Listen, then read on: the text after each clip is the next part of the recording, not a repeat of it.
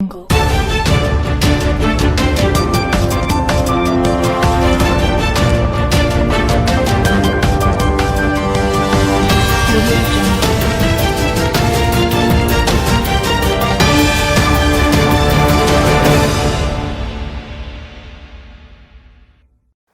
evening, welcome to Younib Live at 9. Today being the 4th of October 2023, we are ready and geared to give you a comprehensive rundown of the top stories that made the headlines. My name is Alphonse Ouma. And I am Penina Washara. Let's go straight to the headlines of the day.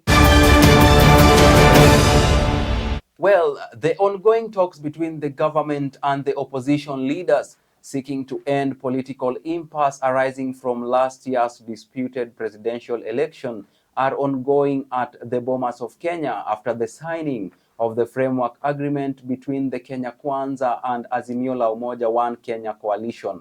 The ongoing Bomas talks are set to have far-reaching political implication on the country's boundaries review process, which now hangs in the balance pending the recruitment of new IEBC commissioners. We are calling for a more pragmatic approach where we don't leave anybody behind, but we take everybody on board. But we have to do it in such a way such that we don't have complaints where people say that this member of parliament is only representing 20,000 voters or people, whereas this other one is representing over 500,000 people. So we are asking that Article 89 should be amended so that we can have a more justifiable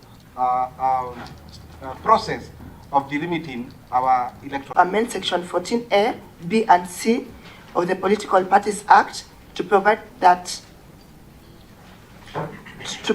a by-election must be held where a member defects. Specific issues on audit of the 2022 presidential elections.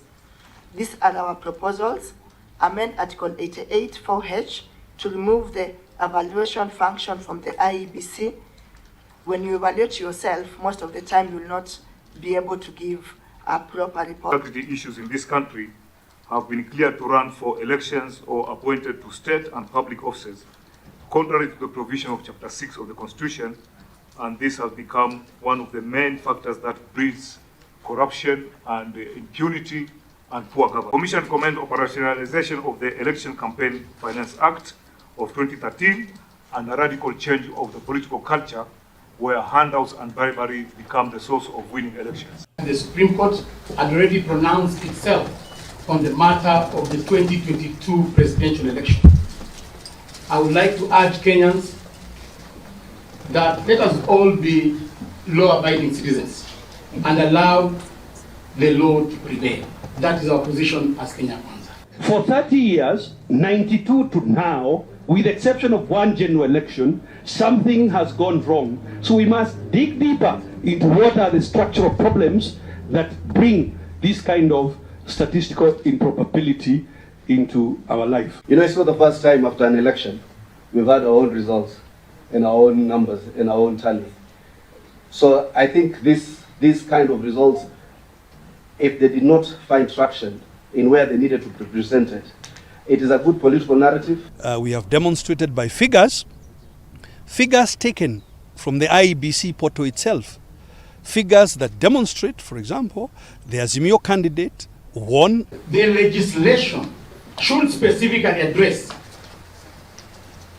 and provide mechanism to bar political leaders who lead violent demonstrations from vying from any further elective position. Impunity has dictated to those offices that orders should not be respected, that the rebellious group in Jubilee should manage the resources.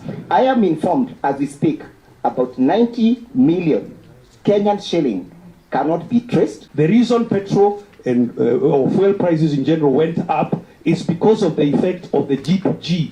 It is not because of international crude prices. Moving on swiftly, President William Ruto has expressed his approval of the United Nations Security Council's authorization of a foreign security mission to Haiti. The resolution enables a Kenyan-led security operation to assist the Haitian police in combating gangs. However, a security expert named George Musamali, based in Nairobi, has cautioned that Kenya may be entering into a troublesome situation by participating in the mission. It is important to note that Haiti has experienced a significant number of homicides and kidnappings for ransom between January and September 2023. On the 21st of September, I stood before the General Assembly of the United Nations to express the case for the United Nations Security Council to deliver a framework that would facilitate the deployment of a multinational security support mission to Haiti as part of a holistic multilateral response to the challenges faced by the nation.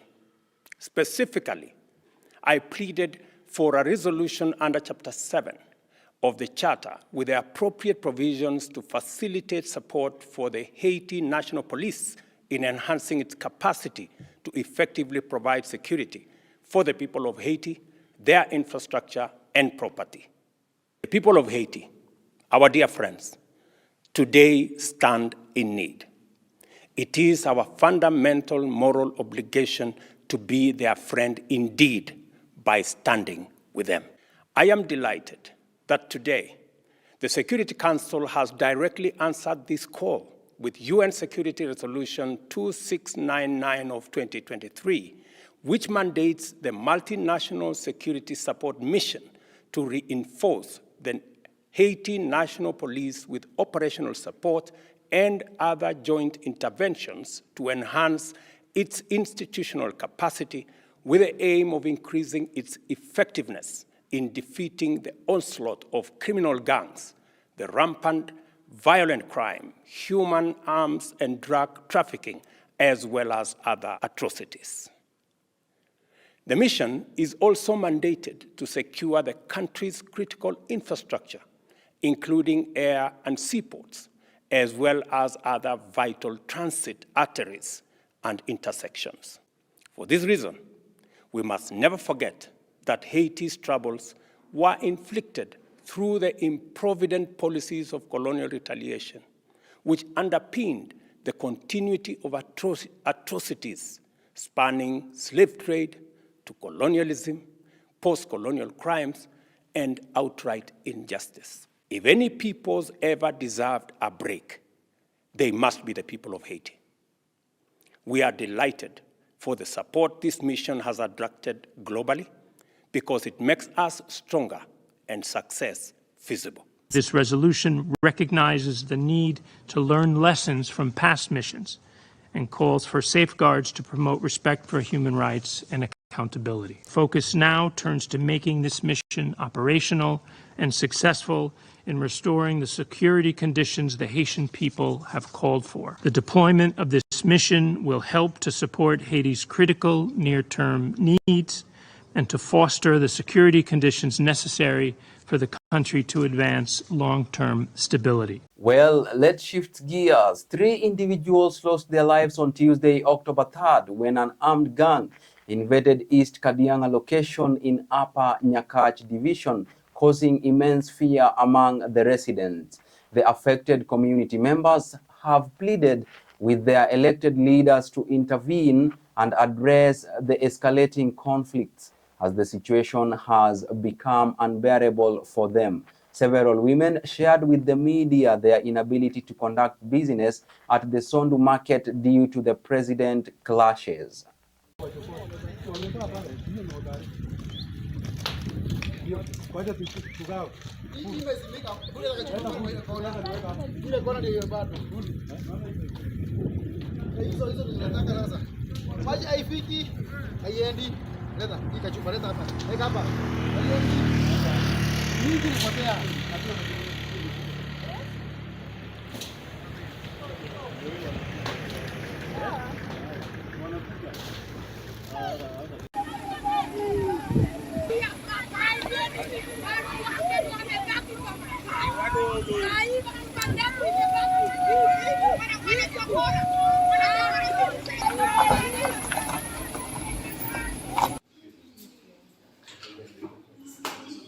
Mimi ninaishi Nyabondo na sisi wanawake Sondo ndo mahali petu pa kukula, na saa hii hatuwezi tukakula, tunakufa njaa. Na viongozi wanatufanya aje? Kwa nini watusaidie? Wanatuua kama kuku. Aduma wanaua, tunakutaka ukuje tusaidie hapa Nyakach. MCA uko wapi? Na Ojenda uko wapi? Nyonga uko wapi? Tunaumia. Sisi wanawake sisi tutaumia kwa sababu sisi ndo tunatafuta vile watoto wanaweza kukula. Sisi tunaumia. On to other news.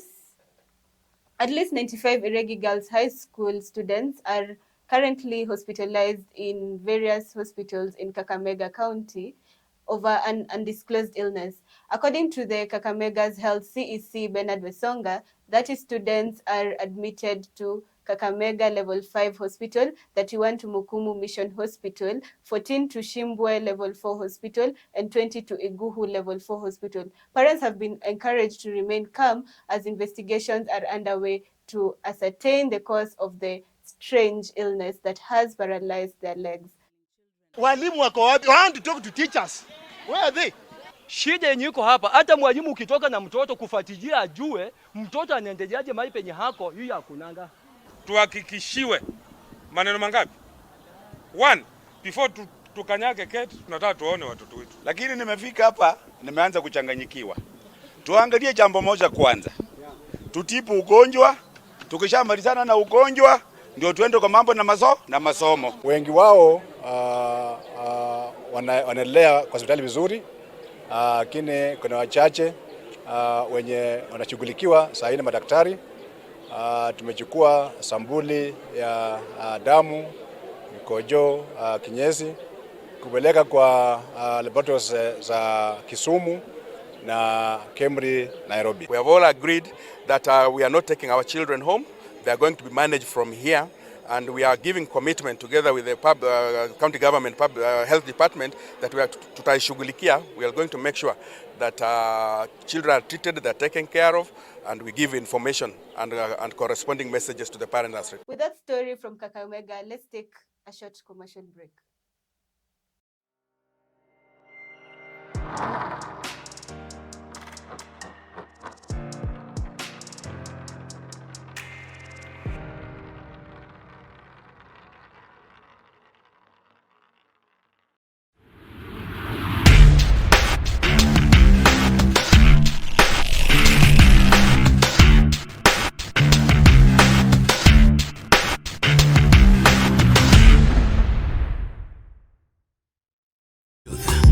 Ever the best.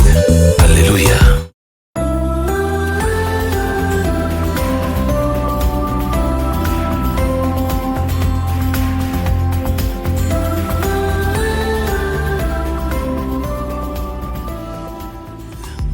Ever the best. Hallelujah.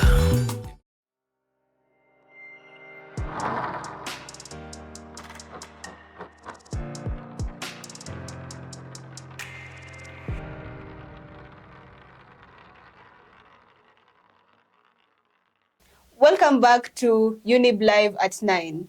Moving on swiftly, the Council of Governors now wants changes made in the process of impeaching county governors to prohibit any eviction from office within 2 years of taking over and 1 year before the next general election.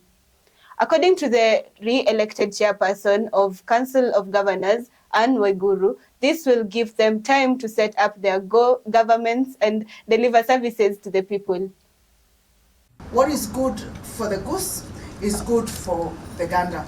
That we do not want a situation where county governors are treated in a lesser manner than members of parliament and members of the National Assembly and members of the county government. Huwezi anza kumtoa kama hajamaliza miaka 2 ofisini. Governor unaweza anza hata wiki ya kwanza. Halafu huwezi mtoa mwaka mmoja kabla ya uchaguzi.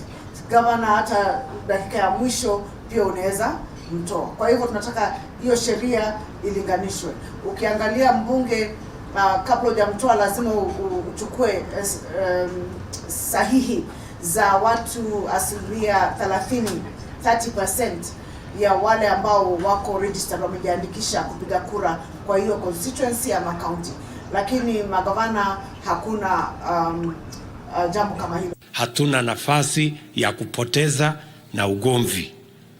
Hatuna nafasi ya kupoteza na kupigana. Tunataka tuungane, tushirikiane. The Meru County is so important to the Ruto administration. Hatuwezi kubali maendeleo yetu isimame kwa sababu ya siasa duni ya viongozi kupigana.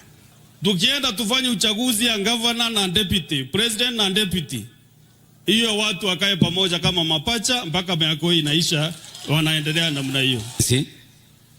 Peace and unity ni kitu ya muhimu sana.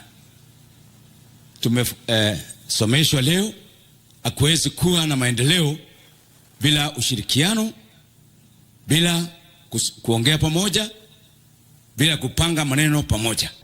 That facilitation stopped when the information leaked to Her Excellency that I'm being facilitated. She personally instructed Madam Kadhono not to allow the former Chief Officer Finance, Mr. Mwenda, to support me, purporting that Mr. Mwenda is supporting me because he comes from my region.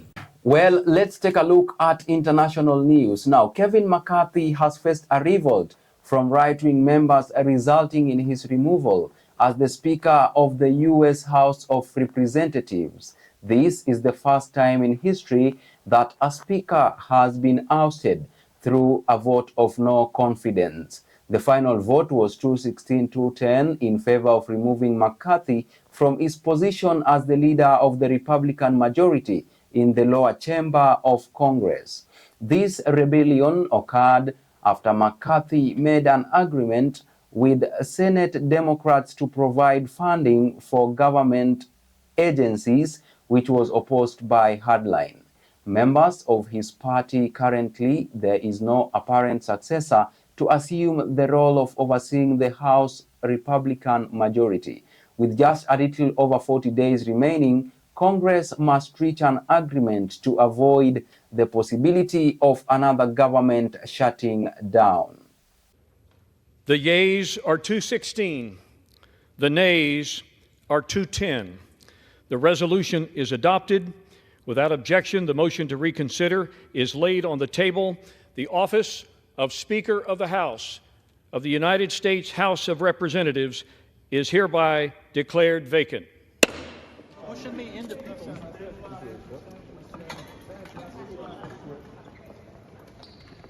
Congressman, will you resign?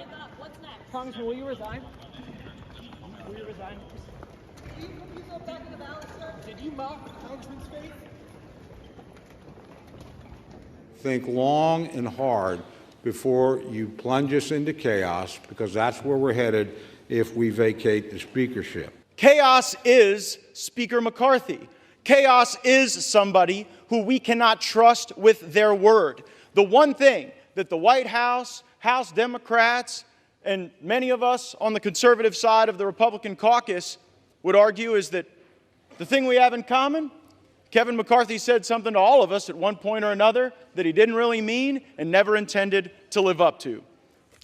In the opinion of the chair, prior to proceeding to the election of a speaker, it would be prudent to first recess for the relative caucus and conferences to meet and discuss the path forward. Accordingly, pursuant to Clause 12A of Rule 1, the chair declares the House in recess subject to the call of the chair. Thank you for choosing Younib TV live at 9. Well, and many thanks to all those who made this broadcast a success as well. Mercy Waki behind the camera and the chief controller, Anifa Kavira. See you tomorrow, same time, same place.